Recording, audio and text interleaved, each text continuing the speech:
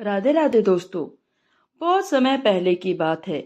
रामो नाम का एक गरीब ब्राह्मण एक छोटे से गांव में अपनी पत्नी कमला के साथ रहता था और ब्राह्मणों की तरह वह भी लोगों के धार्मिक अनुष्ठान करके आता था। लोग उसे इसके बदले में अनाज और खाने पीने का सामान देते और इसी के सहारे उसकी जिंदगी चल रही थी। रामू उतार उधार व्यक्ति था। अगर कभी उसे अनाज मिल जाता तो वह उसे जरूरतमंदों में बांट दिया करता था। इसके नतीजे ये हुए कि जब अनुष्ठान के दिन न होते तो पति पत्नी को भूखा रहना पड़ता। ऐसी स्थिति से कमला तंग आ चुकी थी, लेकिन उसने तय किया कि भले ही रामू को दान में कितना भी आटा क्यों ना मिले, उसे वह रात में केवल 4 रोटी ही बनाकर देगी। बाकी बचे हुए खाने को वह बचा लेगी। ऐसे में अगर अगले दिन कुछ भी ना मिले तो भूखा तो नहीं रहना पड़ेगा। और उसे रात में 4 रोटियां मिलने से रामू बड़ा ही हैरान था।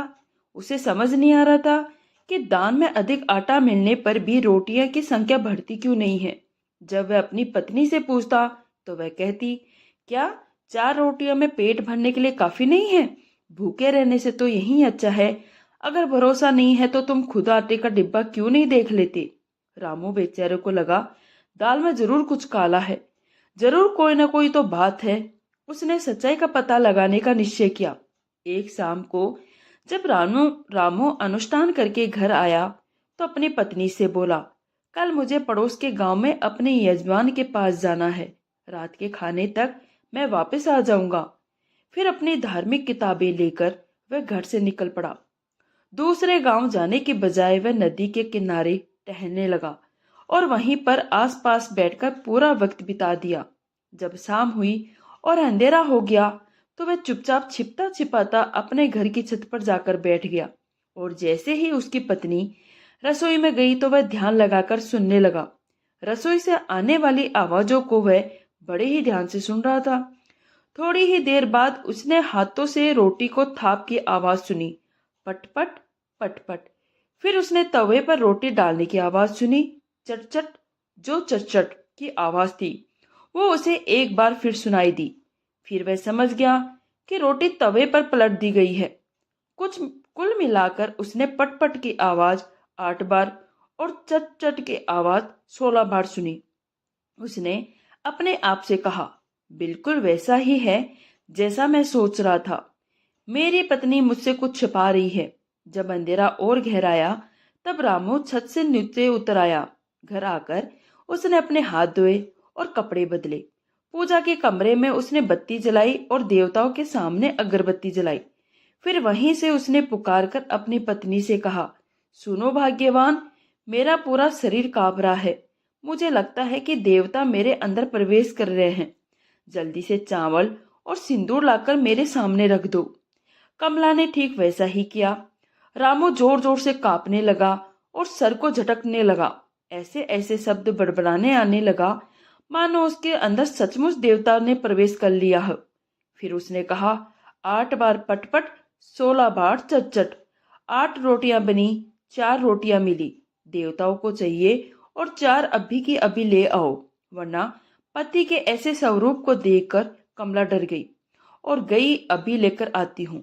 ये कहकर रोटियां लाने दौड़ी और 8 रोटियां पति के सामने रख दी। फिर रामू ने अपने शरीर में कुछ और झटके दिए। फिर वह दिखाने के लिए कि देवता उसके शरीर को छोड़ चुके हैं, उसने अपने हाथों और पैरों को तानकर सीधा किया। अपने सामने 8 रोटियों को देखकर उसने कहा, ओ प्रिय, आज तो मेरी दावत है। उसने जी भरकर खाना खाया और फिर कहा, किसी से ना कहना कि देवता ने मेरे अंदर प्रवेश किया था। मगर औरतों के पेट में भला कोई बात पचती थोड़ी ना है। कमला अगली सुबह जब पानी भरने कुएं पर गई तो उसकी सहेलियां भी थी। उसने अपनी सहेलियों से कहा, अरे सुनती हो, जानती हो कल मेरे पति के शरीर में देवताओं ने प्रवेश किया था। और ऐसे वैसे नहीं, बहुत ही शक्तिशाली देवता थे। भूत भविष्य सब कुछ बता सकते थे। इतना भी बता सकते थे मैंने कितनी रोटियां बनाई थी। ये बात पूरे गांव में जंगल की तरह फैल गई और गांव क्या, आसपास के हर गांव में ये बात फैल गई। दूर दूर से लोग सोचने लगे, अपनी परेशानी लेकर रामू के पास जाया जाए। ऐसे ही एक दिन रामू के घर एक धोबी पहुंचा। वह घर पर नहीं था। उसने कमला से कहा, मेरा बैल खो गया है। मैंने हर जगह ढूंढ लिया, लेकिन मुझे कहीं नहीं मिल रहा। मेहरबानी करके आप अपने पति से कहे वे अपनी शक्तियों का प्रयोग करके मेरा बैल ढूंढ दे। कमला ने उससे दूसरे दिन आने के लिए कहा। शाम को जब रामू घर पहुंचा तो कमला ने ये बात बताई। इस खबर को फैलाने में तुम जरा भी समय बर्बाद नहीं किया। पूरे गांव में ये खबर फैल गई है, और गांव क्या दूसरे गांव में भी फैल गई। मैं जानता था तुम ऐसा ही करोगी। उसने अपनी पत्नी को डांटा और दूसरे ही दिन वह धोबी के बैल की खोज में निकल पड़ा। हर जगह ढूंढने के बाद वह उसे गन्ने के खेत में मिला। बहुत रात हो चुकी थी।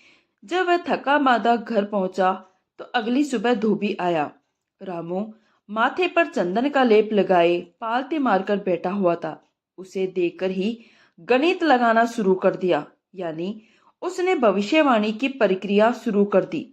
फिर उसने कांपना शुरू किया और चावल के कुछ दाने को हवा में उछालते हुए कहा, 8 बार पटपट, 16 बार चटचट, गन्ने के खेत में जाओ, अपना बेल पाओ। धोबी ये सुनता ही भागा भागा गन्ने के खेत में गया। गन्ने के खेतों में उसे अपना बेल मिल गया। वह बहुत ही खुश हुआ और रामू की प्रशंसा करता हुआ अपने घर की तरफ निकल पड़ा। कुछ दिनों बाद एक और आदमी आया। उसे अपना घोड़ा खोने का गम था। उसने रामू से निवेदन किया, मेरा घोड़ा खो गया है, कृपया मेरा घोड़ा ढूंढ दीजिए। रामू ने उसे दूसरे दिन आने को कहा और रामू घोड़े को खोजने के लिए तुरंत निकल पड़ा। वो फटने को आई, तब जाकर घोड़ा उसे रास्ते में भटकता हुआ दिखाई दिया। उसने अनुमान लगाया यह वही घोड़ा है। उसने हरे घास के मैदान में घोड़े को एक खूंटे से बांध दिया और फिर खुद घर की तरफ निकल पड़ा। नहा धोकर अपने प्रतिदिन की पूजा पर बैठ गया। थोड़ी ही देर में घोड़े का मालिक भी आ पहुंचा। अब रामू ने कांपना शुरू किया और फिर जोर से बोला, 8 बार पटपट, 16 बार चटचट, बेल मिला था गन्ने के खेत में। तुम्हारा घोड़ा चल रहा है घास के मैदान में, जाओ जाकर ले आओ। उस आदमी को अपना घोड़ा मिल गया और इस तरह रामू की ख्याति चारों तरफ फैल गई। अब ऐसा हुआ, उस राज्य की राजकुमारी का हार खो गया था। बहुत ढूंढने पर भी कहीं नहीं मिला। तब किसी ने राजा को रामू और उसकी शक्तियों के बारे में बताया। राजा ने तुरंत अपने आदमियों को रामू को बुलाने के लिए भेजा। रामू ने राजा के आदमियों को जब अपने दरवाजे पर देखा तो उनसे आने का कारण पूछा। उन्होंने बताया, राजकुमारी का बहुमूल्य हार खो गया है और राजा ने तुम्हें वो हार का पता लगाने के लिए दरबार में बुलाया है। ये जानते ही रामू सचमुच कांपने लगा और अंदर आकर वह अपनी पत्नी को डांटने लगा कि इसमें पूरी तरह से तुम्हारी गलती है। मुझे बैल मिल गया, घोड़ा मिल गया, पर क्या मुझे राजकुमारी का हार मिलेगा? और भगवान से प्रार्थना करने लगा, हे प्रभु, अब मैं क्या करूं? सब कुछ तुम्हारे हाथ में है। ये कहता कहता अपनी पत्नी से कहने लगा, अब तुम भी प्रार्थना करो, मैं सही सलामत वापस आ सकूं। ये कहकर वह दरबार के लिए चल पड़ा। रामू को राजा के सामने पेश किया गया। राजा ने रामू से कहा, हमारी राजकुमारी का बहुमूल्य हार खो गया है। अगर तुम इसका पता बता पाओगे तो मैं तुम्हें हजारों एकड़ भूमि का मालिक बना दूंगा, लेकिन अगर तुम्हें इसका पता नहीं लगा पाया तो तुम्हें कड़ी से कड़ी सजा दी जाएगी। राजा ने तो अपना आदेश सुना दिया, लेकिन ये सुनकर रामू के चेहरे का रंग उड़ गया। सर झुका के वह इतना ही कह पाया, जैसी आपकी मर्जी महाराज। राजमहल के एक कमरे में उसके ठहरने की व्यवस्था की गई, मगर उसके लिए तो ये कमरा जेल से भी ज्यादा खतरनाक था। उसके पास हार ढूंढने का कोई उपाय नहीं था और ना ही वहां से भाग जाने का।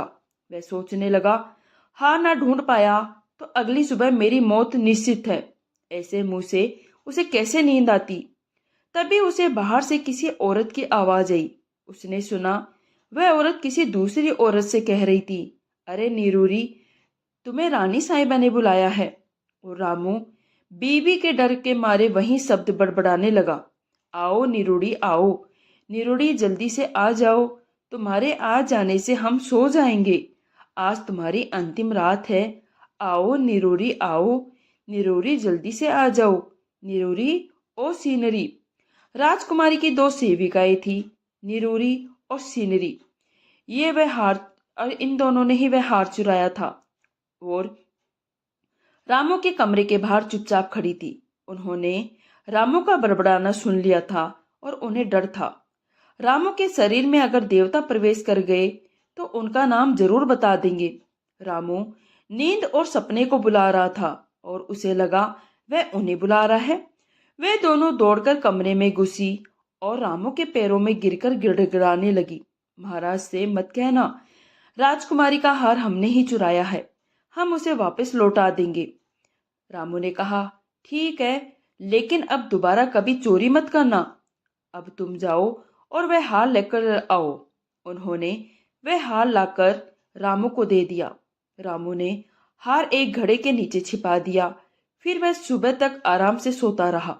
सुबह नहा धोकर पूजा करने बैठा और जोर जोर से मंत्र उच्चारण करने लगा। जब राजा का दरबार लगा तो उसे राजा के सामने पेश किया गया। रामू ने चावल के कुछ दाने को अपने दाएं हाथ से लिया और उन्हें बाएं तरफ उछाल दिया।